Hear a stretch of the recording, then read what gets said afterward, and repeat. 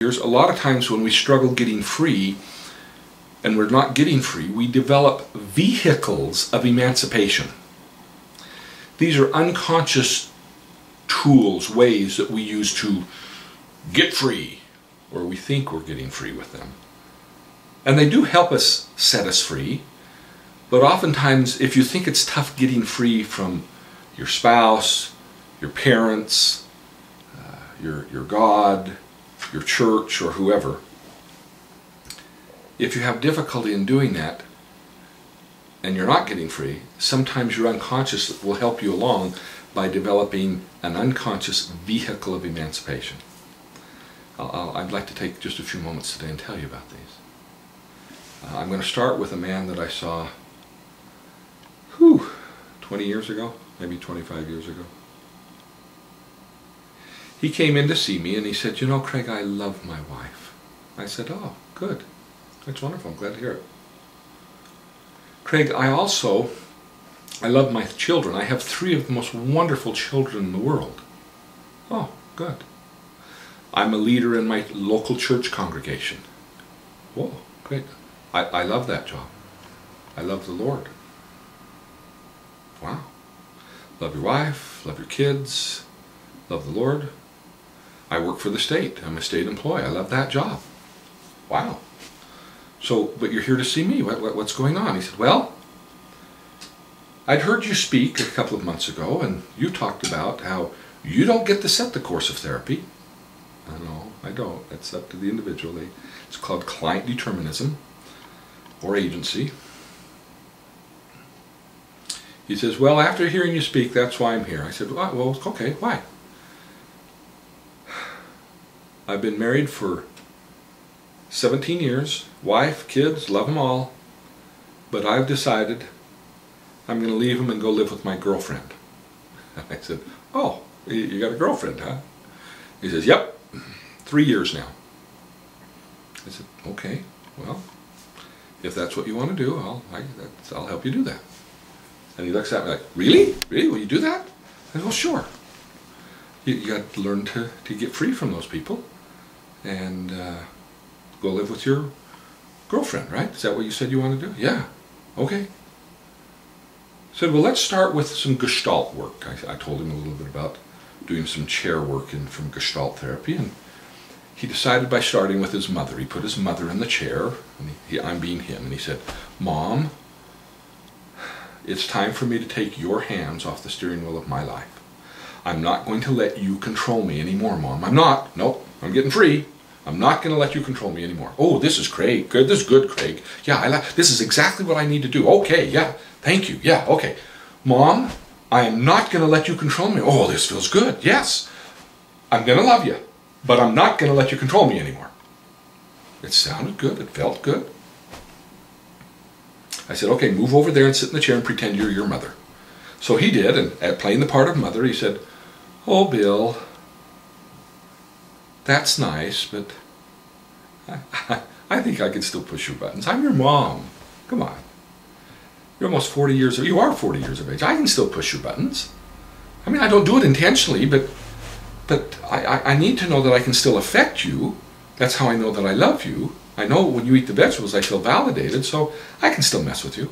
And he sits back here and he goes, "Oh, do you see what I'm talking about? She drives me crazy. She's got her hands all over my steering wheel. I've got to learn to get free from her." Well, it was at that juncture I stopped Bill and I said, "Now, Bill, let me explain this to you. I've never seen in the years, and this is in 35 years now, but years ago, I've never seen a man, when he loves his wife, loves his kids, loves his God, loves his family, loves everybody, and he's got a girlfriend, when the girlfriend isn't a vehicle of emancipation." He said, what do you mean, vehicle of emancipation?" I said, "Well, you've not fully emancipated from your mom, your dad, your God, your work. There's a whole bunch of have-tos going on. A lot of hands on the string." I said, "No, I don't think so, Craig. I mean, maybe a little bit, but no, let me just tell you how it is, Craig. I was driving down the street with my wife, and a guy pulled out in front of me, and I honked on the horn and I cussed him out. And my wife's right there harping on me. I can't believe it. Why do you have to talk to to that guy like that? He didn't see you. There's no action. You don't have to cuss him out, especially in front of the kids. That's deplorable. 3 days ago, I'm with my girlfriend. Same thing happens. I honk the horn, I flip the guy off, I yell at him, and my girlfriend, instead of getting upset, says, pull up alongside, let me flip him off. That guy was a jerk. I can't believe he did that. Oh, I'm right. She's right there with me, Craig. Oh, she's wonderful. She's my soulmate. I hear that every day. Yeah, I know. So, see, vehicles are incredibly enriching because they support your independence and they're extremely nurturing. You got young kids, most of the time you need some nurturing from your wife. She'd say, stay away from me, don't touch me. Where your girlfriend is, what? You look at her, say, yes, I'm available. I'll make love to you, I'll do anything. He says, well, now, it might not just be that. Let me tell you another thing. I told my wife it would be nice to have a little wine with dinner. And my religion forbids that.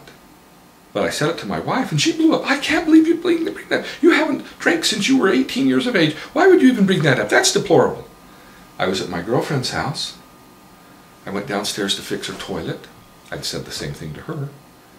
In the 20 minutes I was downstairs fixing her toilet, I came upstairs, in on the kitchen table for lunch. She'd gone to the liquor store, had a bottle of wine. She's right there with me, Greg. She's the bee's knees. Yeah, girlfriends, affairs, they're incredible. They're extremely nurturing and extremely free. The greatest aphrodisiac of all is freedom. People leave home, go to the West Coast, let their hair down, have great sex, everything's wonderful. Oh, wonderful, the kids are taken care of. I have them come home, they say, they're getting closer. The closer they get to home, they just feel like they go, because all of these hands start coming out of the woodwork when they come back home. Because they haven't learned to get free. He looks at me and says, I don't know. I said, okay, you may be the first. We won't even imagine that she's a vehicle to emancipation, but you still need to get free from your mom and your dad. Would you agree? And he says, absolutely. So we continue in this gestalt. He says, Dad, Mom, we did Mom first. I'm not going to let you control me. I'm 40 years of age now. I don't mean to offend you. I'm going to love you more than ever, but I'm not going to let you control me anymore. Moves over, pretends he's his mother, and his mother says, Bill, I'm scared. I feel like if you do this, you're going to abandon us and I'll lose you forever. And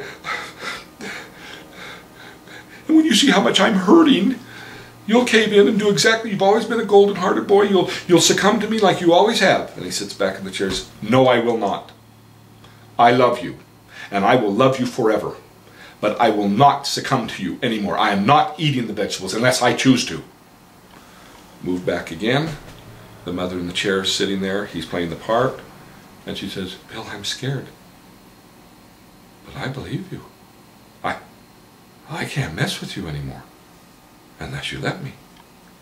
He moves back in the chair and says, Mom, I love you, but I will not let you control me anymore. And he looks at me and he goes, what in the world did you just do, Craig?